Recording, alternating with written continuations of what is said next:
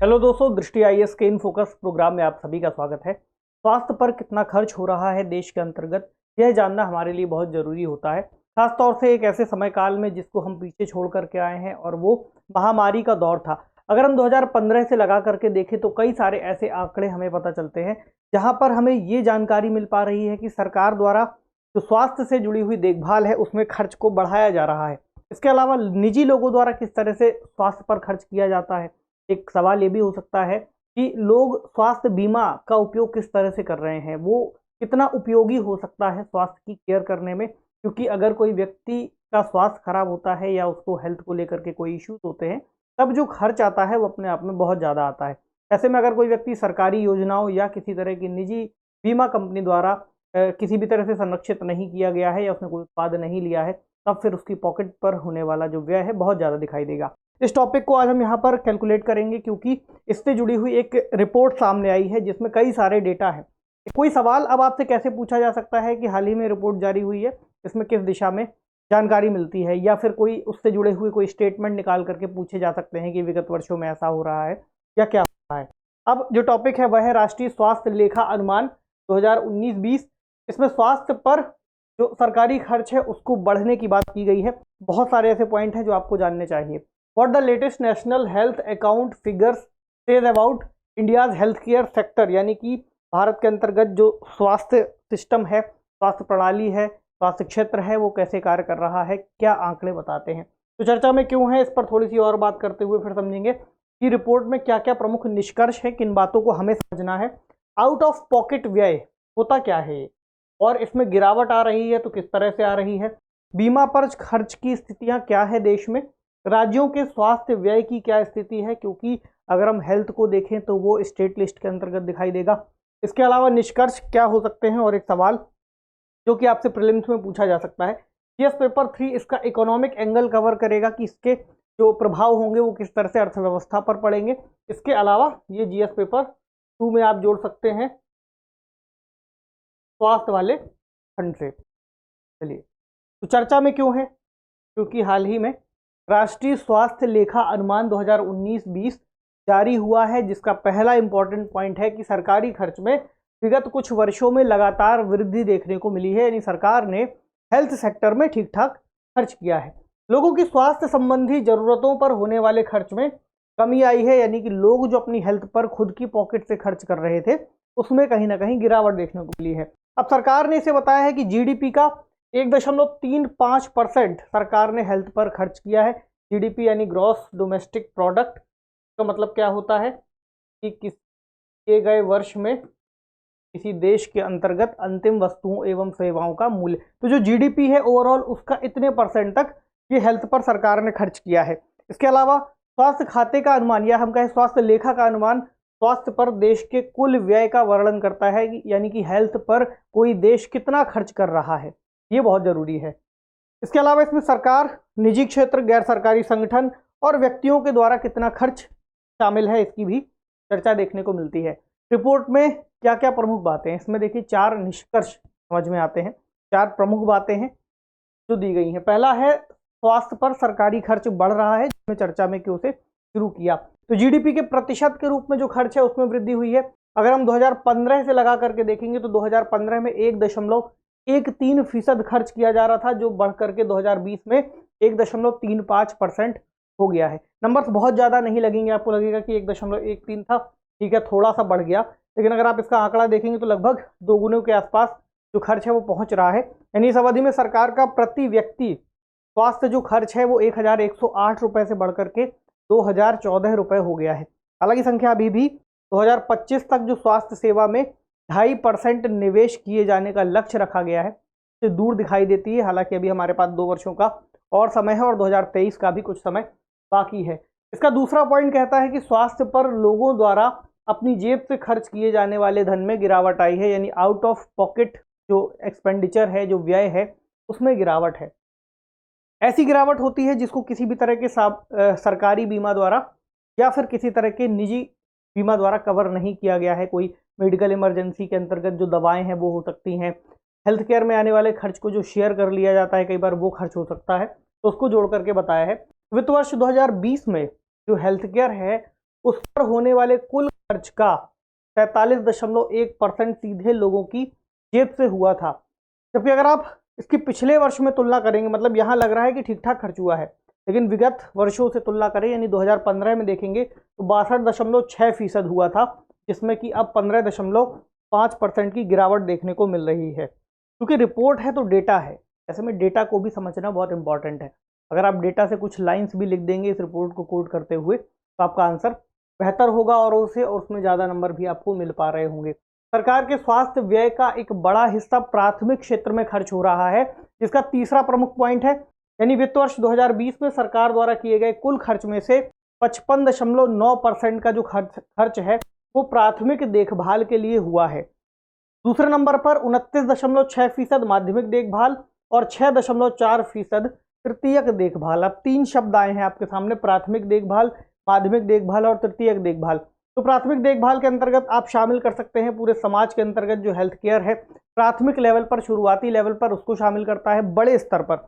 उसके बाद जब आप माध्यमिक लेवल पर आएंगे तो आपको दिखाई देगा थोड़ा सा स्पेसिफिक हो जाता है, जिला अस्पताल और बाकी सारी चीज़ें जो किसी व्यक्ति को उपचार दे सकता है। तृतीयक पर आएंगे तो और स्पेसिफिक और स्पेशलाइज्ड चीज़ों की जरूरत पड़ती है, जहां पर महिलाओं के स्वास्थ्य, बच्चों के स्वास्थ्य, दिव्यांगों के स्वास्थ्य, इन चीज़ों को अलग अलग करके हम देख सकते हैं। तो वित्त वर्ष 2015 में प्राथमिक देखभाल में 51.3% का खर्च किया गया था, यानी अगर अब आप तुलना करके देखेंगे तो आपको दिखाई देगा कि इस खर्च में भी वृद्धि हुई है। इसके अलावा जो माध्यमिक देखभाल है उसमें भी वृद्धि है, 21.9% था, इधर 29.6% है। उसके अलावा जो तृतीयक देखभाल है उसमें 14% था, जो कि अब 6.4% है, यानी कि तृतीयक देखभाल में हमें दिख रहा है कि खर्च में गिरावट आई है पुराने वाले परसेंट की तुलना में। तो चूंकि प्राथमिक क्षेत्र के अंतर्गत जो खर्च है उसको बढ़ाया गया है, क्योंकि ये मान करके चलते हैं, नीति आयोग की तरफ से भी जानकारी मिलती है, वो कहते हैं कि जो निवारक स्थितियां हैं वो स्वास्थ्य देखभाल का आधार हैं, इसकी आवश्यकता हमें जरूरी है। ऐसे में जो राष्ट्रीय स्वास्थ्य नीति है वह भी कहती है कि प्राथमिक स्वास्थ्य देखभाल पर हमेशा हमें अधिक खर्च करने पर ध्यान देना चाहिए, जिसके तहत काफ़ी सारे लोगों को हम कवर कर सकते हैं। इसके अलावा जो चौथा पॉइंट है वो कहता है सरकार द्वारा सामाजिक सुरक्षा व्यय में लगातार वृद्धि देखने को मिली है। 2015 में स्वास्थ्य पर कुल खर्च में 5.7% खर्च हो रहा था, वो बढ़ करके वित्तीय वर्ष 2020 में 9.3% हुआ है। अब आता है आउट ऑफ पॉकेट व्यय में जो गिरावट आई है। आउट ऑफ पॉकेट व्यय जिसकी अभी हमने चर्चा की कि व्यक्ति ना तो सरकारी बीमा में कवर है ना ही किसी तरह के निजी बीमा में कवर है, तो उसमें गिरावट आई है। अब जीडीपी के प्रतिशत के रूप में देखें तो सरकारी स्वास्थ्य व्यय में वृद्धि हुई है, और ये जो वृद्धि है इसमें पूंजीगत व्यय जो सरकार ने किया है वो भी शामिल है। बात टेक्निकल है, समझिए। जीडीपी के प्रतिशत के रूप में हमने शुरुआत में 1% देखा था कि सरकार ने उतना वहां पर खर्च किया है, लेकिन वो केवल स्वास्थ्य चीजों पर या स्वास्थ्य सुविधाओं पर खर्च ना होकर के पूंजीगत खर्च था। यहाँ पर पूंजीगत खर्च क्या हो सकता है, जैसे कि सरकार ने कोई अस्पताल की बिल्डिंग बना दी, तो है तो वो भी स्वास्थ्य सुविधाएं, उस खर्च को भी सरकार शामिल करती है। लेकिन अगर बाकी देशों से आप तुलना करेंगे तो वहाँ पर केवल वर्तमान स्वास्थ्य व्यय को ही कवर किया जाता है, यानी कितने लोगों ने जाकर के सुविधाएं हासिल की, लोगों का इलाज हुआ, कितने लोगों को दवाएं मिली। लेकिन यहाँ पर अस्पताल शामिल है, इसलिए अगर आप भारत का उस हिसाब से देखेंगे तो 1.4% ही खर्च निकल करके आएगा। तो सरकारी स्वास्थ्य खर्च के मामले में जो भारत है 184 देशों में से 164वें स्थान पर दिखाई देता है। अब इसके जो कारण है, पहला कारण ये है इस गिरावट में कि स्वास्थ्य पर जो कुल खर्च है, जैसे कि सरकार, निजी संस्थाएं और व्यक्तियों द्वारा, वो जीडीपी के अनुपात के रूप में गिर रहा है, उसमें गिरावट देखने को मिल रही है। वित्त वर्ष 2015 में देखेंगे तो 3.9% से इसमें गिरावट आई, और ये 2020 में 3.3% हो गया। बेसिक बात इससे क्या निकल के आई, क्या पता चला हमें कि स्वास्थ्य सेवाओं की जो खपत है उसमें गिरावट आई है, इसलिए खर्च कम हो गया है, कंजम्पशन कम हो गया है। तो क्या लोगों का स्वास्थ्य बेहतर हो रहा है? हालांकि एक निष्कर्ष के रूप में ये बात भी समझी जा सकती है। अब बात करें बीमा पर खर्च, क्या स्थिति है, लोग कितना खर्च कर रहे हैं, क्या लोग बीमा करा रहे हैं या नहीं करा रहे हैं, लोगों का रुझान इस ओर बढ़ा है या नहीं। तो रिपोर्ट बताती है कि इससे जुड़े हुए सरकारी खर्च में तो वृद्धि हुई ही है, यानी कि सरकार की तरफ से जो स्वास्थ्य बीमा कई सारी योजनाएं, आयुष्मान भारत या फिर अन्य योजनाएं बढ़ी हैं, शुरू हुई हैं। इसके अलावा जो निजी स्वास्थ्य बीमा खर्च है उसमें भी वृद्धि हुई है, यानी लोग निजी स्वास्थ्य बीमा की ओर भी आकर्षित हुए हैं उसकी जो महत्व है उसको समझ रहे हैं। वित्त वर्ष 2015 में निजी स्वास्थ्य बीमा कुल स्वास्थ्य व्यय का केवल 3.9% था, जबकि 2020 में देखेंगे तो इसमें वृद्धि हुई है और ये 7.72% तक पहुंच गया है। अब सरकार द्वारा वित्त पोषित स्वास्थ्य बीमा खर्च को अगर आप देखें विगत वर्ष से तुलना करके, तो 2015 में जो खर्च किए जाने वाला कुल धन था वो 3.8% था, 2020 में बढ़कर के 6.37% हुआ है, यानी दोनों ही स्थितियों में हमें वृद्धि दिखाई दे रही है। इसके अलावा इसमें एक पॉइंट और है रिपोर्ट में, वो राज्यों के व्यय की बात करता है कि राज्य कितना खर्च कर रहे हैं स्वास्थ्य व्यय की स्थिति में। तो ये जो रिपोर्ट है इसके डेटा का इस्तेमाल राज्य अपनी पॉलिसी बनाने में भी करते हैं। उनको ये पता चलता है कि किस तरह से जो खर्च है वो हो रहा है, ऐसे में हम क्या नीतियां बनाएं ताकि आने वाले समय में स्वास्थ्य क्षेत्र में सुधार हो सके, इसलिए भी रिपोर्ट इंपॉर्टेंट है। दूसरा, राज्यों को स्वास्थ्य सेवा के प्रति अपना योगदान बढ़ाने और राष्ट्रीय स्वास्थ्य नीति 2017 द्वारा निर्धारित लक्ष्यों को प्राप्त करने की आवश्यकता है, ऐसी जानकारी मिलती है, जिसके मुताबिक राज्यों के बजट का 8% स्वास्थ्य देखभाल पर खर्च किया जाना है।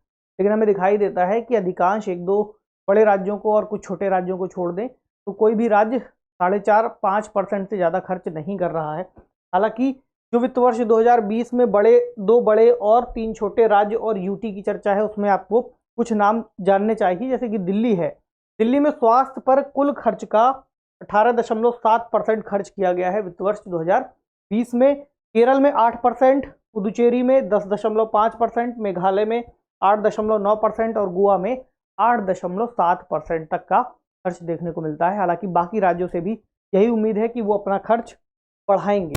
निष्कर्ष क्या है, चूंकि स्वास्थ्य राज्य का एक विषय है, ऐसे में अधिकांश जो भी स्वास्थ्य के क्षेत्र में खर्च है वो राज्यों को करना होता है, यानी सरकारी खर्च राज्यों से ही आता है।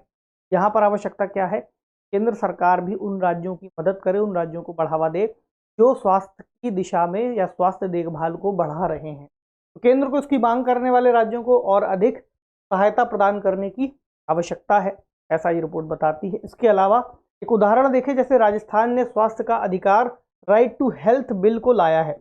वहां पर जरूरत है कि केंद्र सरकार उस बिल को सपोर्ट करे और लोगों को स्वास्थ्य सुविधाओं से जोड़ने में मदद करे, ताकि राज्य भी सशक्त हो सके और देश के अंतर्गत बाकी के जो राज्य हैं उनको भी एक ऐसा मॉडल मिल सके या फिर एक ऐसी प्रक्रिया मिल सके जिसको वो मॉडल के रूप में अपना सके। तो एक राज्य अगर ऐसा करना चाह रहा है तो उसकी मदद करनी चाहिए, ऐसी बातें इस रिपोर्ट से निकल करके आती हैं। आज का प्रश्न क्या कहता है, इससे जुड़ा हुआ प्रश्न है, निम्नलिखित कथनों पर विचार कीजिए। तो स्टेटमेंट है, पहला, राष्ट्रीय स्वास्थ्य लेखा अनुमान 2019-20 के मुताबिक सरकारी खर्च में लगातार वृद्धि हुई है।